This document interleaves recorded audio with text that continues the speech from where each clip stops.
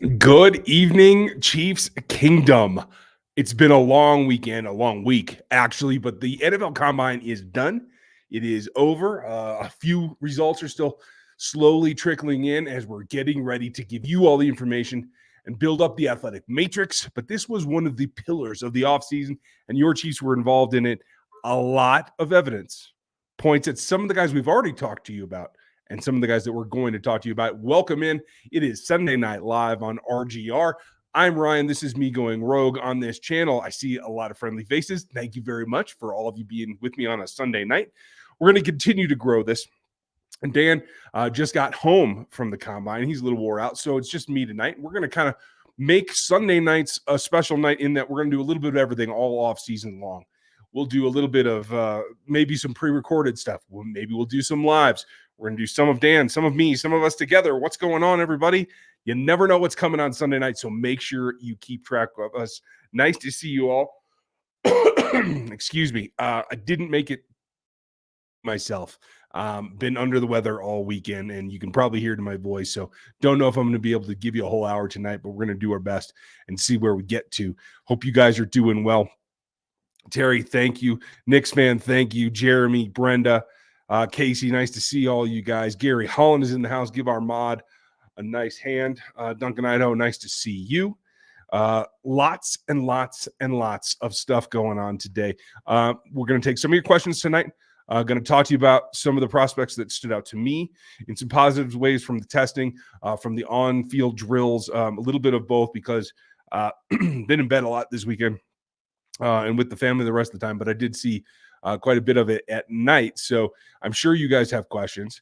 And if we get to it, we might even do just a super quick, hey, take a look at what a mock draft might look like right off the bat as we get into when we're going to do mocks all off season long until we get to draft day. So I appreciate you. Thanks for being here. If you want to help out the channel, make sure you like and sub.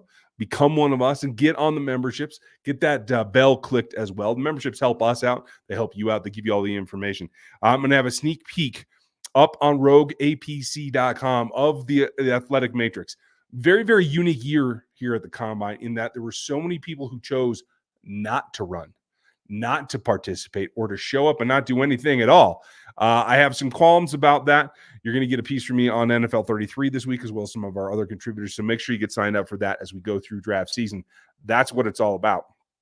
And unfortunately, that means the data is going to be incomplete for now until we get through the pro day circuit. So I'm going to give you what I have now as a little preview for those of you that are already signed up over there. And then you're going to get the athletic matrix in a couple weeks, the full-on downloadable version that I always do, and then we'll start work on the draft guide. Dan and I are already working away. EJ's working away. We're going to keep grinding so that we give you not just production, not just athleticism, but all the film grades as well. We have a ton of guys to go over, and we've made pretty good progress already. Now, I know there's a lot of questions. I'm sure we'll get to it, but as I just kind of peek over here to see how I can set up our mock draft. I will get to that here very shortly. Just want to give a shout out. We've been kind of picking away on the wide receiver position, and I think for the most part, you saw exactly what we were expecting. I had Xavier Worthy as a guy that could go to the Chiefs late in the first round if they don't go tackle. He popped and now has the record for the fastest man ever at the NFL Combine. There's a reason why he fits this offense, and that's exactly it. Now, he's on the cover here of this video on the thumbnail, but he's not alone. He's not the only receiver on there. And Ricky Purcell's on there too, because Ricky has one of the best times in the change of direction, the thing that sets Tyreek Hill apart in this class, and a guy that is pushing that. If you're sub 11, when you add up both the 3-cone and the 20 shuttle, if you are sub 11, you're flying. And he is well sub 11, nearly as low as Tyreek Hill was. And that's so we got to keep an eye on that. Guys, I do see a bunch of questions in here. According to things that I can't tell you, and I am solo tonight. So if you want on the show tonight, please make sure you hit the super chat. Every super chat gets an answer. Otherwise, I'm going to go through and hit as many questions as I can with the question marks at the beginning. And I know you all know how to do that. And that really does help me. So Xavier popped, Ricky popped. We talked about him Senior Bowl week. I thought for the most part, the tackle that Dan and I are convinced is probably the best athletic fit for the Kansas City Chiefs is Troy Fatanu. Had an exemplary day today. And if you guys didn't watch the combine today, the on-field drills in particular, the left tackle from Washington certainly is a guy that fits everything that the Chiefs like. He's not overly tall. He's sub 6'3". I'm sorry, sub 6'4", 6'3" and 3/4, I believe. Again, apologies for the way I sound and the coughing. I will try to keep it to a minimum. But everything else, quick feet, nasty, strong, and great length. 34.5-inch arms. Length is probably the number one thing that the Chiefs value outside of overall athleticism, being able to do a little bit of everything, which they do covet. So we're going to get a little bit of guys that fit some of those parameters and some guys that don't. Fatanu definitely came across, and his on-field workout was exemplary. He's definitely going to be something that they're going to be looking at long and hard because of where he should be falling. Now, does this boost him up? Probably not too much. I still think he is a late day one guy. And I do think the Chiefs will have a shot at him. So with that said, let's get into your questions. Terry, when are you doing a mock draft? We're trying to figure out exactly what it is. With family time and everything, we're going to have a rolling concert of what's on Sunday night. So we don't want to do away with Q&A, so we might do multiples. We might just drop some videos specifically of a mock scenario, but we will do one live either on Monday or on Friday. And if we can get those in on Sunday as well, like tonight where we'll do one live, we will do that. Now, we do a couple of flavors around here. For those of you who haven't been with us in the off season yet, we do it a couple of different ways. We'll have some where we'll all be in here together and we'll vote in the chat, and you guys will make the selections. Dan and I will give you our information off of our film breakdowns, all the information that we have. We'll give you an A-B question, and you guys will pick it, and we will move through the draft that way. There'll be other times where if we're trying to emphasize a position of need, or if the Chiefs do something in free agency that changes all that, you'll see Dan and I just do some ourselves as though we were Brett Veach. And so there'll be a combination of the type of mocks that we do. And generally, we are not the kind of we're not Mel Kiper. We're not Field Yates. We're not hearing from every team. I have contacts in some organizations around, and I have plenty that are just absolutely black holes to me. So I can't do what they do and try to tell you, well, this is what it looks like it's going to happen now because that's what we're hearing. No. What we do here is our evaluation. We plug that into what each team's need and how we think it will fall and how that specifically affects the Kansas City Chiefs. If you're not a Chiefs fan and you clicked on this thumbnail because it said NFL Combine, we're still here for you. We've been covering the Chiefs, obviously, for a very long time, and I'm an ex-strength and conditioning coach and exercise physiologist by training. I worked for a very long time training athletes for this specific task and to get themselves into the NFL. And so that's the point of view that I come from, and you're going to get that in a lot of my work. If you know me from the Athletic Matrix and you found me from around the league, that is going to be incorporated as well. And you can always find all of our draft work on NFL33.com. That is our Substack. Dan and I and the rest of our crew on every aspect, we're always doing that. So, Terry, we're going to answer some questions, and I think we'll try to get to one. I think we're going to be able to pull it off. It looks like so far it's going to let me. I just might have to log back in is the problem because PFF is – and I'm going to use PFF to start with the mocks this year.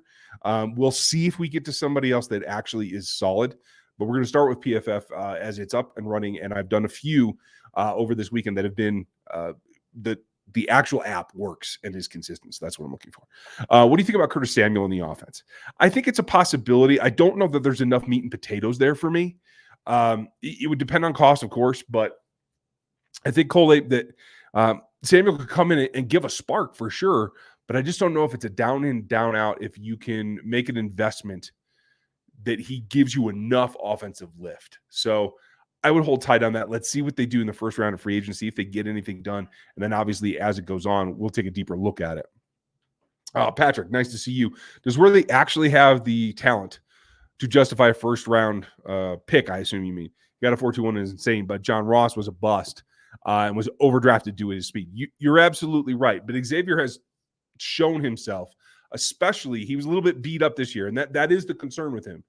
Is that could he be on a Hollywood Brown career path, always getting little nicks and whatever?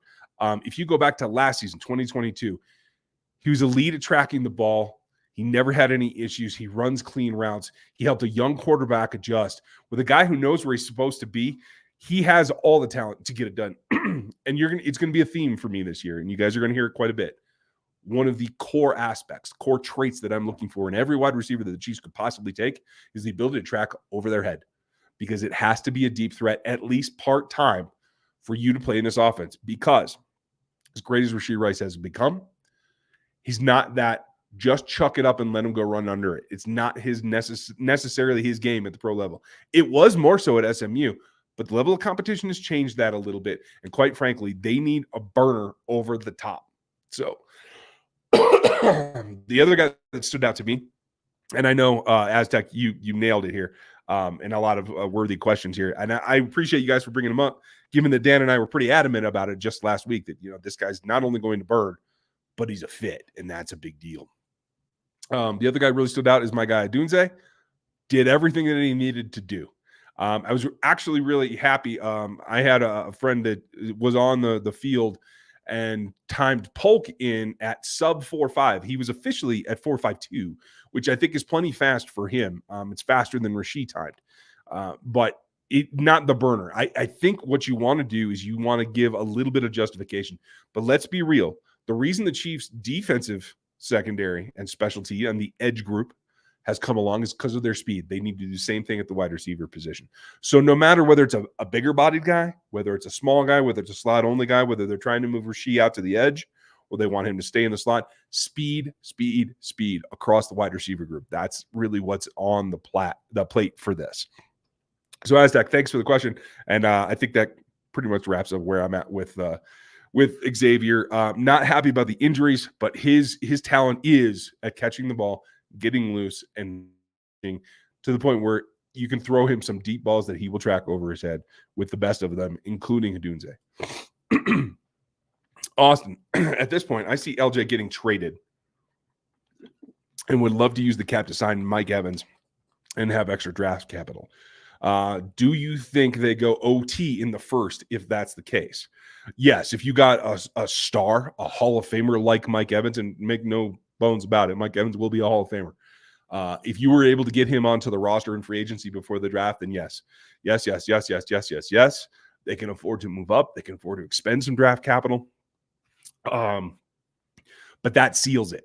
Then you can come back. There's so much depth in this wide receiver group. You can come back in the second or the third and get a complementary piece to go along with Sky Moore being here, along with Rashee, obviously, who will be primary unless it's a Mike Evans type signing. They will still have KT under contract. I don't know what his future really looks like. They don't save anything by cutting him, so I don't expect any decision on that anytime soon. And yes, I do think there's plenty of tackles. If they chose to go up, I think they could. Really disappointed that Fashanu pulled something today. He ran 140, and that was that. So didn't get to see his on field because I still feel after Fashanu, he is the next best athlete in here. And both those guys fit kind of like the Eric Fisher mold. Good length, great athlete. Probably needs to get a little bit stronger. Fashanu in particular. I know he had a not as good a year in 23 as he did in 22 in terms of pass protection. Again, I'm sorry. But he can get that done, and I do think that he can recover from that. I do like him. If he were to fall out of the top 10, if this situation happened, I think you could be in business. Thanks, Austin. Casey, thank you. Joe Milton looked like a real QB prospect. I disagree. He looked like a cannon. I did not think that the ball came out of his hand terribly well, especially underneath. And I think he's got a long ways to go. But I like that, Casey, because I think he could be a day 3 selection that maybe gets onto a roster and backs somebody up like a Patrick Mahomes who can actually throw the ball as well as him. By my tracking, and I can't remember what they put up on the screen, but I had him throwing at 68 yards, that deep one. And I was really happy to see that. So good for him. Quarterback is a different breed. Any other position on the field, you can probably say he's got one super talent and we can wrap what he does around that to get him into our game. Quarterback has to be a lot more than that. And so I'm not 100% sure that that's exactly how it's going to go. Okay, I'm going to run back for just a minute, you guys, and grab a couple more questions, and we will get there. Caroline, if you are in the house tonight, I got your email, and let's set up a time that we can talk this week. Gary's working on some things. So is our guy, Jeff Porter, working on all the stats, and we're going to bring it all together. And so thoughts, ideas, I would love to speak with you on that. So Ocean Caroline, if you can get with me, we will do that. And I'll respond to your email with the best way to do that. Okay. Terry, I like your message. We'll get back to that here in just a little bit. Let's see. Gavin, any reason why Malachi Corley didn't run? I could have swore he had an invite. He did have an invite. He is on the roster for the combine. I did not get an answer as to why he did not run. For Neighbors, for Jaden Daniels, for Caleb, they're all decisions. They decided not to run. For Caleb Williams and Daniels, I think they both refused to even get measured. Like, honestly, I'm kind of down on both of them because of it. It's like, show up and compete, at least be present. I know Caleb was at the workout, but he still wouldn't even get measured. He wouldn't let teams do medicals on him. So he's basically trying to narrow, and I'll have a piece for on this as well on NFL 33. He's trying to narrow the teams that he even gives information to where they would be comfortable enough picking. That's how he's trying to filter out where he goes. He's trying to pull an Eli Manning. And no offense to him, I don't think he's got the clout to do that. We'll come back around to it. But for Malachi, no, I didn't get a reason yet, and I hope to soon. The other kid from Texas, Whittingham, had a hamstring. I think he pulled it last week. So that's why you didn't get him. Neighbors, I think, was just trying to not put up numbers that differentiated him in any way from the other guys. I think he probably knew he wasn't going to outrun Xavier Worthy. So he'll get measured at his pro day, Brent. And I don't have the schedule off the top of my head, but LSU's pro day will take care of all that. They will throw, they will catch. The question will be, will they run? And for Neighbors in particular, will he run agilities? I don't think he's going to, but we're going to find out. Let's see. Terry, sad to hear about Chris Mortensen. Me too. He was a solid dude, and he was, back to my college days, he was a guy that was always there. For those of you who don't know, Chris Mortensen of ESPN passed today. It's been a heck of a weekend for me. We've had a couple of deaths in the family, and it's shout out to everybody out there hurting. And Chris Mortensen will be missed in this business, I guarantee you. W&B didn't realize Worthy was so slight. Yeah, that's the problem. How does he do with press and physical corners? He's actually pretty solid getting off of all but the longest corners.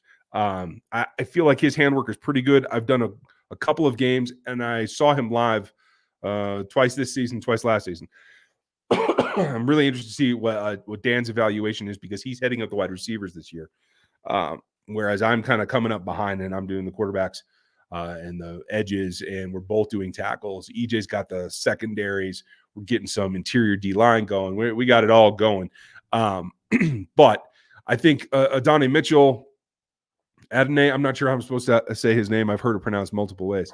I think he took a little bit of pressure off of him. And so I think between that and the injuries, I don't think they pressed the ball to him as much. I'm interested to see how that would have changed had they had to force him the ball a little bit more. But I feel like from what I remember and what I've seen to this point, he gets off a press just fine. But he would likely be somebody that you move around to get matchups that you like, I think, just to let it fly. Andrew, do you think the Chiefs could draft over D-line with the first pick, since wide receiver seems to be pretty deep? It definitely is a possibility. And that's what I've been saying for a couple of months, is despite how good this wide receiver class is, I think the bigger need and the less commodity is the offensive tackles. Now, the broadcast on the combine was doing a good job of selling just how good this class is. And it is deep, but it's not elite. And I would say its depth is not as good in terms of, tackle 10 is not as good as it has been the last couple of classes, in my opinion. So while it does have the depth there that you can go to, I'm not sure that I want to.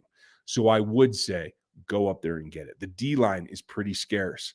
I was glad to see Fisk come on because I do like him. I thought maybe it was playing in the ACC, but he's been able to raise his level of play everywhere, including the Senior Bowl, and make his points. So I feel pretty good about where he is as well. Obviously, you guys know how we feel about Byron Murphy. Been big on him for quite a long time. I think Dan's a little down on his own Michigan Wolverine and Chris Jenkins, but we'll have more on that when Dan's back tomorrow night. We'll do the normal Q&A, so be here for that. Thank you, Andrew. I appreciate it. William, how would you rank the following receivers for Casey specifically? Worthy, Mitchell, Pearson, McConkey, Leggett, Thomas. Okay. So for plugging in right now with where Rashee Rice is, it would be, for me, Thomas, Worthy, probably Ladd.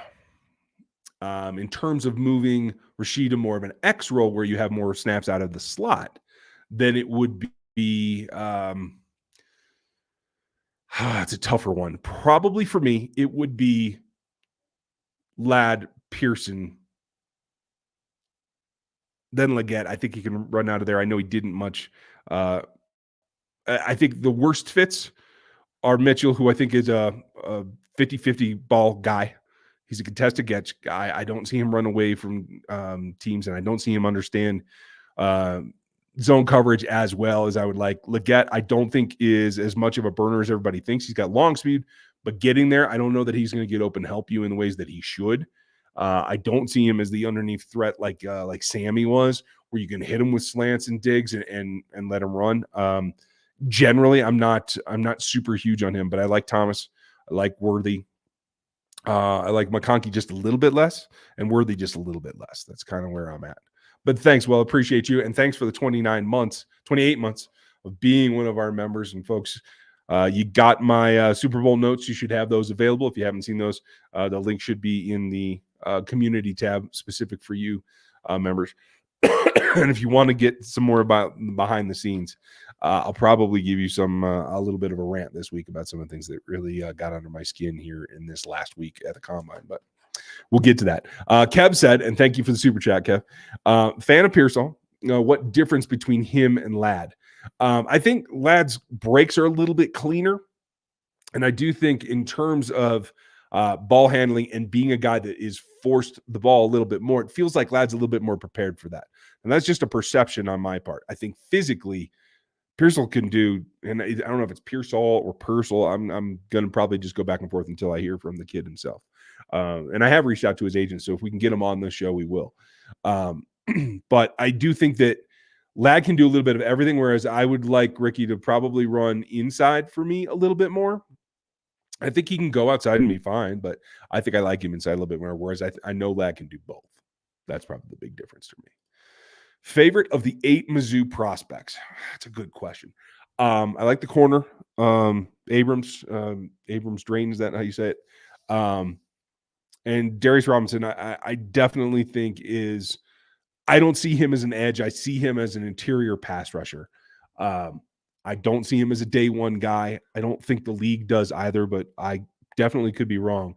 I like Schrader and the wide receiver that I can't remember his name either. Overall, I think Robinson's probably my favorite because I can see him fitting into multiple fronts. I think he can play a 5-tech. I know he can play a 3. And if you had to use him like you use Chris Jones off of the edge, I think there's enough there that you can do it. I just don't think he's a full-time edge, at least from the film that I've seen so far. Now, don't get me wrong. He definitely elevated his game at the Senior Bowl. If he continues to do that as a rookie, he could get there. That's easily within the realm of possibility. Let's see. With the need of CB being a priority with more than 50% of the teams, is a potential trade with LJ more beneficial during the draft to move up or prior to the draft? Either or. If you do it prior to the draft, you're going to get multiple picks. It won't be as much about moving up as about having volume. But you can then use that volume during the draft to move up. And I agree. Corner play, especially for a guy who can lock somebody down in man. And let's remember just exactly what he did to Tyreek. That's a lasting impression for GMs and coaches around the league when he puts you in the ground. That's a big deal. And I know he didn't get all pro and I know he didn't get Pro Bowl, but he's still going to have a lot of value there for a lot of teams. And I'm happy for him. I'm happy for the Chiefs too, because I don't know how much they're willing to pay for him. And so by putting the tag on him now, it allows his agent to go try to find a trade. And if they're willing to pay him something outrageous that the Chiefs are not, the Chiefs can choose to negotiate for a trade. And if they do that, I think they will get very good compensation that they will be able to turn into more talented players. And the whole thing about using the tag for him tells me that they feel better and they feel more optimistic about getting a deal done with Chris. And that's the part that tells me that I'm happy about that. Now, the opposite could find that maybe L'Jarius wants $20 million a year, and maybe the league isn't prepared to give him that. He can also find that information out. And if they come back and the league's like, we're not going to pay you that, and we're not going to give up a first-round pick for you or second-round pick for you, that also is good information for the Chiefs to then have a more realistic negotiating point. And both of my points is the more realistic information you have, the easier it is to get to a deal, one way or the other. And that's the thing, is I just don't want it to go on like it did with Chris Jones last year. Let's see. Commanders released their right tackle. Do you think he would be a great fit for the Chiefs? I don't even know who he is. So I'm going to go with probably not. But that does not mean that I can't go look it up. So give me just a second. And I will even put this on screen for you guys so we can look, because, sometimes you just got to do what you got to do. And my wandering is usually better when viewed. If it will go. And it will. Yay. Okay, good.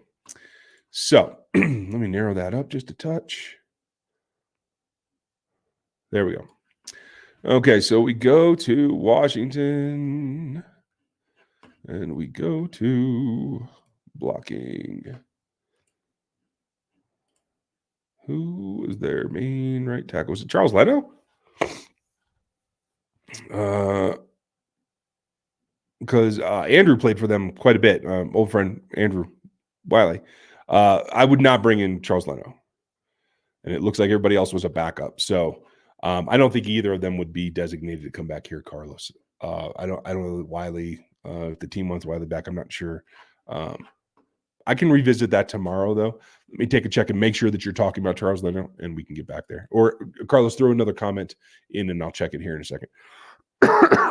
Brent, do you think the Chiefs should change how they view wide receiver? No more gimmicky gadget wide receivers like McCole, KT, and Sky. I think they started to do this because of the Rice pick. He's more of an X role. I think they were hoping to get more of it. I can't say that 1 year has changed me. I think Andy Reid wants guys that have some physical capability that sets them apart. And a lot of times it turns out to be speed, change of direction, smaller guys. That's just been Andy's MO forever. Deshaun Jackson. In fact, another, is it Jackson or Johnson? I can't remember. The wide receiver from Tulane should be a round 3 or 4 pick. I'm not sure which yet. I got to do more work on him.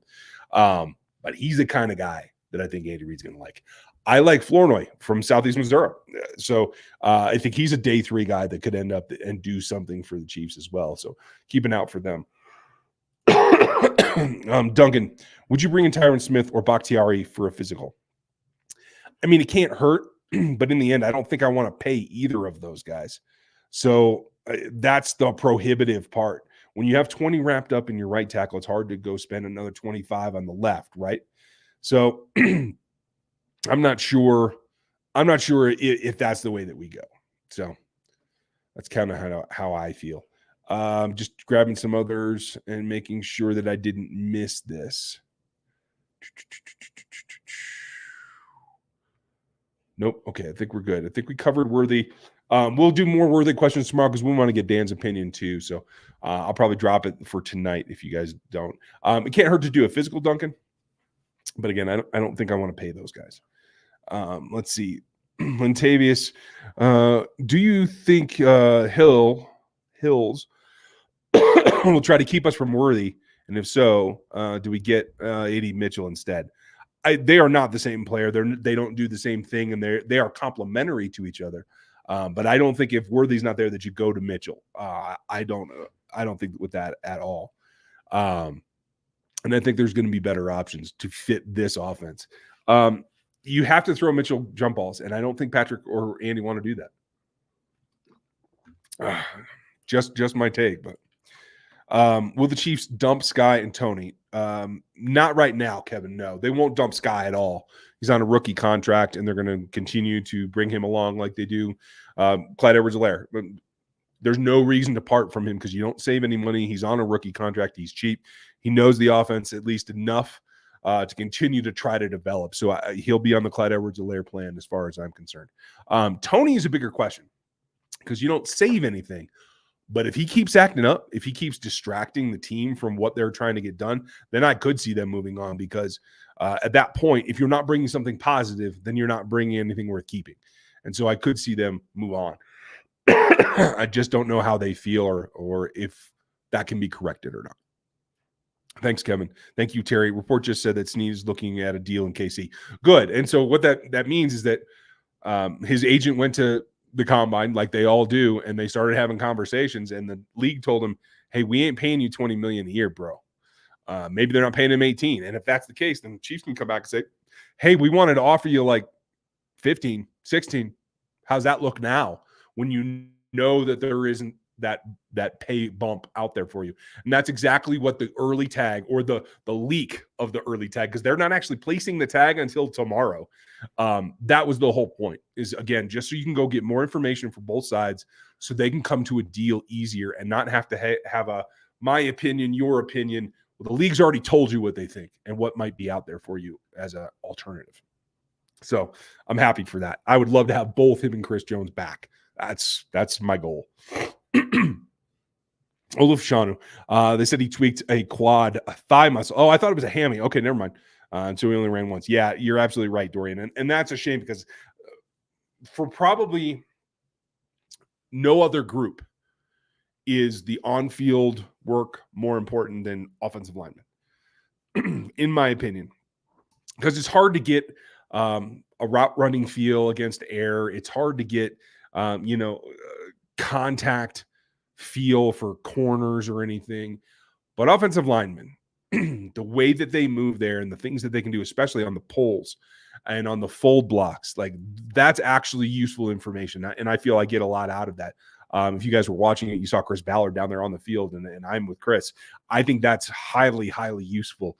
Maybe the best group to have on-field drills there, probably followed by defensive linemen, in my opinion. Thanks, Dorian. Appreciate you. Scott, thank you. If the Chiefs can get a late first or top second for Snead, do they have enough to package a deal to make a big move in round one? Yes, they do. If they had two number ones or number one in a top 40, they could get up to 15, 16, maybe even 12. With those two ones and a package behind it, yeah, I think that's doable. I mean, that's what it's all about. Is bring enough value to get yourself where you want to be. Thank you, Scott. Appreciate your support as always, my friend. When is the Matrix? Thank you, Daryl. I should have the first version of the Matrix. I usually try to wait until the data is solidified, and so we get through most of the pro days. But this year, everybody's clamoring for it a lot earlier. So I'm going to put a basic version up that'll just be downloadable. It won't have all the bells and whistles and the graphics and all that. It'll be a lot more straightforward because we know it's going to change. And I'll just put an early version of that. It'll be in the same spot. Everybody who purchased it last year can purchase it again, and I'll drop the price down a little bit just because we know there's a better version coming later. But a lot of folks want it now because everybody confuses the Matrix and RAS, because RAS is not functional. RAS is just a list of where that result lists in the last 20 years or whatever MathBomb does. And he does a great job, but it's just a historical comparison. There's no algorithm to it. It doesn't compare anything. It doesn't represent anything functional. And that's what my work does. And so there's a very vast difference in it. And unfortunately, I have to have a clear data set. I can't just have like, hey, he didn't run any drills except the 40. That's not enough for the Matrix to function. You got to have more information. Whereas that's not the case for everything else. So I'll do my best to get it to you as soon as possible. And I'll have the light version here, hopefully in the next week or two. Thank you, Daryl. And thank you, as always, for all the months, my friend.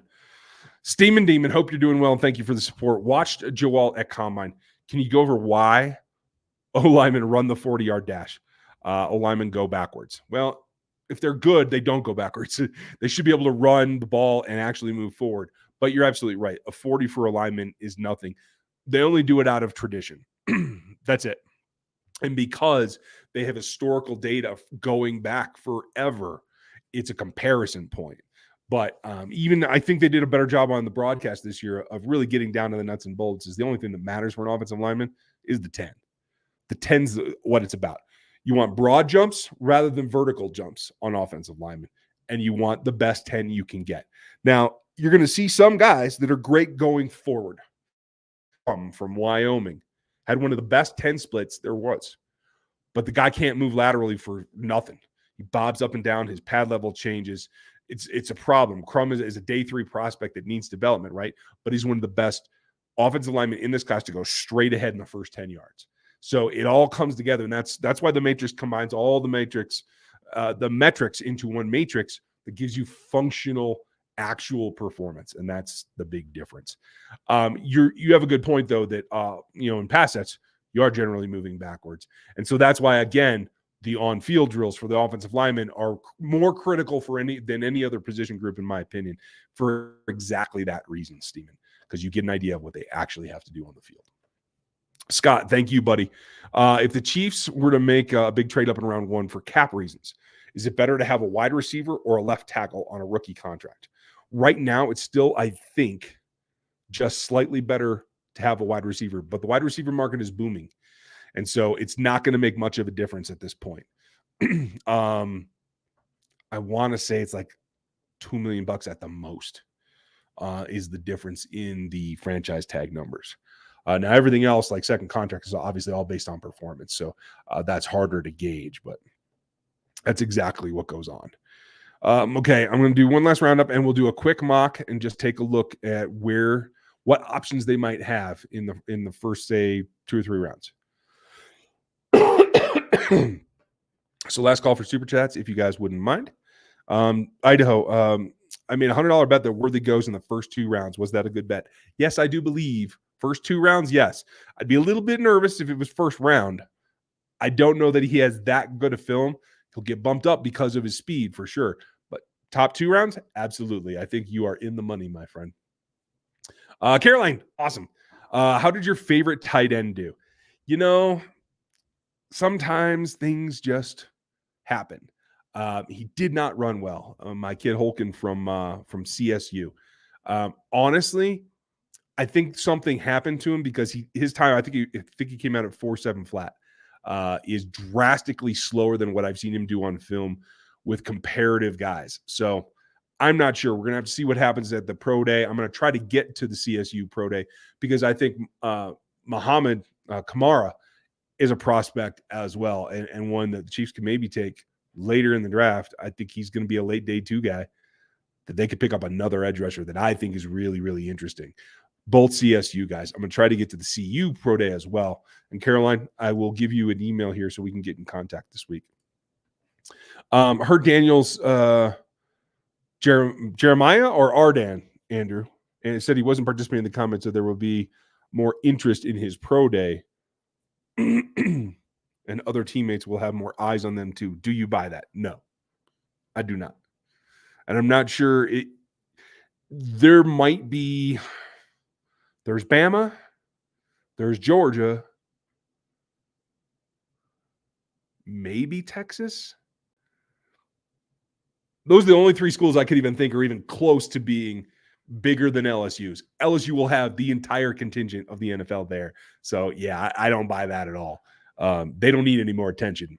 Everyone will be at LSU for their pro day. How important is it to get Jones done before free agency? I think it's pretty important. Depending on what's going on with LJ, and if they have a negotiation there as well, then maybe it's a little safer. But I think what they've done tells you that they feel good about it. Patriots have so much cap space, and they could offer him $40 million and still be fine. They could. I don't think that he would want to do that. I do believe that when he says he wants to be here. So I think this year is going to go dramatically different than last year did in terms of the negotiation. Just my gut, but I hope so. And Daryl, thank you. Just want to say thanks. Well, thank you, buddy. I appreciate you. I try to do my best and show you guys the love because I truly feel it. I would not do this if it wasn't for you guys. I'd have burnt out by now because football year round for the last 8 years is a lot. So thank you guys for being here and consuming my content on all the platforms, not just here on RGR, but everywhere. And Daryl, you've been a supporter since day one, and I very much appreciate you, bud. Okay, let me zoom in on this and we'll take a look. Hopefully, yeah, there we go. We should be able to see that. I'm just going to set this up for a 3-rounder, and we'll just take a look. We're going to be our Chiefs. We're going to take a little bit more for positional value because I think that's what the league does. And I think the league's going to pull back and be about 50-50 on drafting for need. I don't think there's a whole lot of randomness in it, but you never know. So we'll leave that where it is.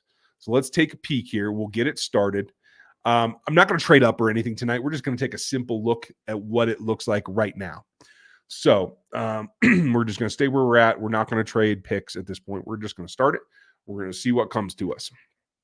And so right off the bat, I see that Vitano went 22nd. Latham went right before him. Let's see. 3 edges right in a row and turn reverse and Latu. Olafashano went at 14. So again, as I was saying, if they could package something, if they could get in this scenario to 12 or 13, have Olafashano. Perfectly reasonable for me. I'll take it. At least Fulaga is there as well. Don't like him as much, but still a good player. I'm glad he's not in the top 10 here. I don't see a top 10 pick. Daniel Jeremiah loves that dude, and I think he's great, but I don't see a top 10 talent there. I think he plays super high. I think he can get back on his heels. He's just nasty and he finishes, but they said that about the kid from Northern Iowa 2 or 3 years ago too, and it just doesn't pan out. You got to be able to play at a pad level that gives you the advantage, and sometimes, a lot of times, I don't see Fuaga do that. Anyway, I'm getting distracted there, you guys. So then Fatano goes, Mims goes. 2 of the tackle options I thought the Chiefs could have here. Our guy Franklin goes off the board. I think that's a little rich for him, I got to tell you. Brian Thomas at 28 is a rarity. Ladd right before him. And so that's tough. A lot of the receiver talent is there. And then literally the pick before us, Tyler Guyton goes, who I thought is definitely the option here. He and Fatano, I think, are the options here at 32 for tackle. So if we go back and we filter on offensive tackle and wide receiver, let's just see who's better. Oh, I hit the wrong one. Cam Coleman was disappointing at the combine, in my opinion. A lot of folks kind of expected it, so maybe it wasn't as much of a disappointment. Polk, McMillan, Worthy's here. So given that Worthy's the conversation of the day, let's just go with it. I think PFF has him really low, but we're going to say Chiefs love him and they want a burner. We're going to go with that for tonight. And folks, I'm just trying to go through it and make sure that we can get there. So if you have qualms about what I'm doing, please let me know, and I will try to address them as well. Who else? Let's see. What do we have? Chief Belief. Thank you. 39 months, dude. 3 years plus. Very much appreciate you. And I definitely will keep it up. Always missed the live and glad I could make it. Awesome. That's awesome. We're going to try to move them around a little bit. We're going to try to settle in for family and stuff. Fridays and Sunday nights are going to be a little bit tough, so we're going to kind of just vary our content. Monday night's always going to be there, and we're going to have film on Wednesday, just like we always do. And we might even try to do some of those live. If you guys want live film sessions so you can ask questions too, let me know if that's what you're looking for. Put it in the comments, not just the live chat because that won't repeat, but put it in the actual comments. Mr. Idaho, I appreciate you. And by the way, I did go see Dune. So if you guys are sci-fi fans, go do that because I'm going to go do it again. I'm just going to tell you. Oh, and I'm sorry, my voice is fading fast, folks. So we went with just the flavor of the week because Xavier Worthy's been so that's not really helping, is it? Hold on. Let's go back to here or here. Which one looks better to you guys? And they're about the same size, but we'll go with this. So we went with our guy Worthy just because he had such a good week. So Braden Fisk here goes at 58. I was hoping he might be around Chris Jenkins as well. I think both those guys actually go up higher, but I was hoping to see what this would look like Sanders is an interesting tight end. I'm not sure he goes that high, but I don't know. And so we're going to wipe out. I guess we could still stay here. I like Braylon Trice. You guys know that. Jalen Polk is still here. If they wanted to double up on wide receivers, say they get a tackle and they're happy as a clam, they could definitely do that. But you can see this kind of reflects what I was talking about in that the talent at offensive tackle kind of drops off. So finding a second round tackle here is a little bit thin. So I don't know if they can get that done. Let's take the wide receivers out and let's just go tackle and see what they have here. And so it's Blake Fisher. Patrick Paul, I would take over Fisher, I have to say.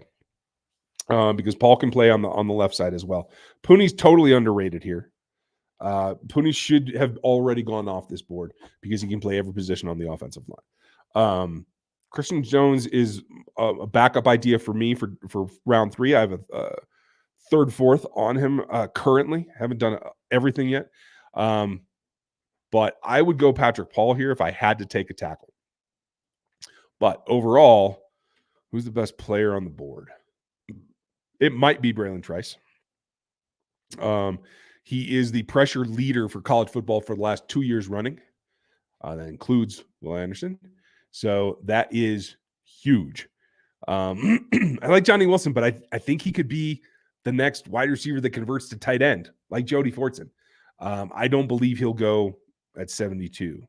So I'm going to hold off of that. So let's just stick to our guns. Let's try to get the best tackle we can for what the Chiefs do. And let's just look at that. I like Pooney, like I said. I don't think I would take him over Fisher, or I would probably take him over Fisher, but I wouldn't take him over Paul. So why don't we go Paul, and we'll see how that goes, and we'll see what comes around to the third round. I'm going to go back and check your comments and just see if you guys think I'm crazy. Haji, well done. You must have asked it just about the same time I was saying it, so well done. Let's see. Anybody else in here? See, I can't take until they have the both their needs in tight end and wide receiver for the offense. Until those are both taken care of, I can't take a tight end. My deep sleeper, in fact, my second favorite tight end from Washington, Devin Culp, ran the fastest 40 for a tight end at the combine. He is a day 3 guy, like probably 5th, 6th. So I think that could be like a save the draft for a tight end kind of position. You know what I mean? So I'm not going to be too worried about pushing that. Let's see. You're right, Patrick. Trice did pull something. He didn't complete the drills. Oh, sure I can, Wink. He does, much as we always talk about fit in the offense, right? If you're not a contested catch guy, you're not a priority for this offense. Patrick and Andy do not want to throw the ball up just to go get it. Even Mike Evans, who even at his age can still move, they would rather run through that than put it up to a spot and let a guy go get it. So yeah, I think that's what Mitchell is. And I think not only can I, but I think the Chiefs would do that too, Wink. It's just a fit. It's nothing against the player. If I was a throw it up offense, I think Mitchell is probably on par with Worthy for that. Who's the other big go get it guy? Drawing a blank. But yeah, it's just a stylistic thing here for the Chiefs.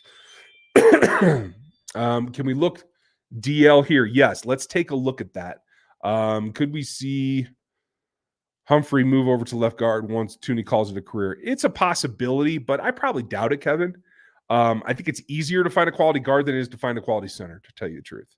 Chiefs have been very, very lucky in the last run between Mitch Morse, Rodney Hudson, Creed. Like it's been pretty dang good, but they are harder to find than they appear. Let's see. Do you have a concern about Worthy's size? Absolutely. That in the injury thing definitely is. He is just thin. And I hope when we see him at Texas, when he's not going to run a 40, notice he ran a 40 and didn't run anything else. I hope that he's put a little bit of weight on, because that's one of the things that I want to see. clicking the wrong thing here. I heard good things about the Yale offensive tackle as a mid to late round prospect. I've heard good things as well, and I haven't been able to get any film on him, so I just don't know. Definitely as a late round, sure, why not? The Chiefs will have that in terms of having the film, so I don't have a problem with it. Okay, let's go wrap this thing up. I think we're back to the big comments. Okay, so let's see what we have here just in terms of the best players available. Maris Liafu, I will tell you this. I do like him. And if Willie signs elsewhere and they, God forbid, they don't get Willie or Drew back, I think that they'll get one of those guys back no matter what. But should they miss both of them, I like Liu Fao, I think is how I say it. Sorry, I've been massacring everybody. I do like him. If they were to lose somebody, they could look that way. Next guy that stands out, if they don't go wide receiver, I like Cowling. He's got speed to burn. He runs good routes. He has good change of direction. He's just not as fast as Say Worthy, but he'll be, I do believe this is about right. I think he'll be a late day 3 pick. I don't think he goes into day 4, though.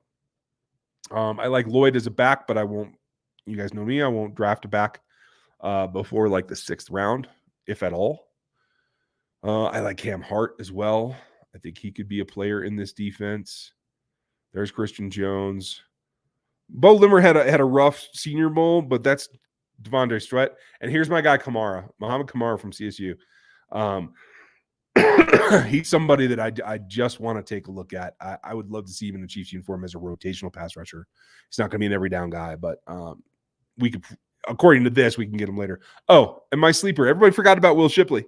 I still think he can be an asset to a team at the running back position. But someone asked about the D-line, so let's go look at the interior D-line. And at this point, unfortunately, it's a little thin. I don't see anyone here. I used to like Tyler Davis. I was pretty disappointed with his Senior Bowl. If you're taking him in the 5th round, sure. But I don't think I'm going to jump up and take him now. I'm not seeing anything on the interior D-line. Oh, and by the way, super sleeper Gabe Hall. He will get drafted, I guarantee you. But I think he's more of like a 6th-ish round pick. Does have a knee issue and a couple of other things. So would you go edge? Would you go back to wide receiver? Take a look at the tight ends. There's my Holker guy. Theo Johnson ran really well. Did like that. Barner didn't run at all. So there's some tight end options here. But probably if I just looked best available, I like Bucky, but he did not run well. I'm a little disappointed in that. And I'm just looking. I would probably go, especially if Legarius goes, I'd probably go Cam Hart. So we're going to take him for right now. So there's a quickie just to get an idea of where things are falling right now. So, if that's the way that it worked out, obviously PFF isn't going to like it. Couldn't care less if PFF likes it. That's the way that it kind of fell down tonight. We'll start doing these every week, so don't be worried if you didn't see what you liked here.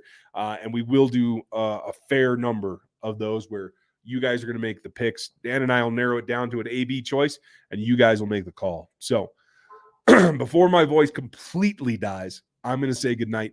Thank you for being with me. We're going to do the Q&A tomorrow night. Dan will be back, and we will be on all cylinders. It is right now, as of, 2 weeks ago, but certainly right now, it's draft season. The next round of Kansas City Chiefs, the next generation is coming. Make sure you like, sub, hit the bell. Get your gear, include Dynasty Talk over at the RGR store. And we thank everybody who joined tonight, subscribed tonight, hit the memberships tonight, and even contributed tonight. So have a great one and enjoy your Monday. We'll talk to you tomorrow.